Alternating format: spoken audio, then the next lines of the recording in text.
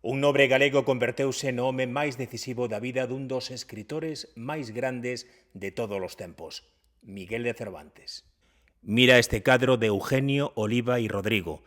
Cervantes moribundo, a súa esposa, o confesor e unha última dedicatoria escrita compresa da súa derradeira obra, Los trabajos de Persiles e Sigismunda.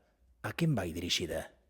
Ao conde de Lemos, a un galego. Pero quen era realmente este home? Por que Cervantes o chama Grande, Mercede e Amparo?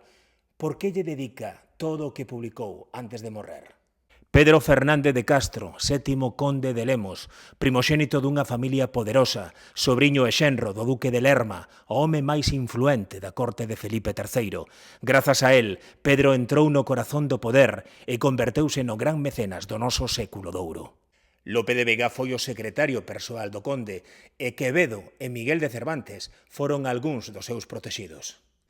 Na segunda parte do Quijote, Cervantes agradecelle ao conde que o sosteña, o protexa e lle dea máis do que el mesmo podería pedir.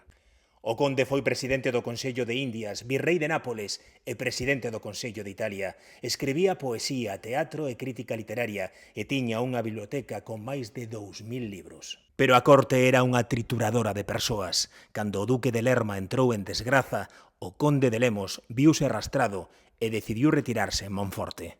Morreu en Madrid e enterrárono anos despois no convento de Santa Clara, que fundou a súa viúva na capital do Val de Lemos. Actualmente non se coñece o lugar exacto onde repousan os restos mortais do sétimo conde de Lemos.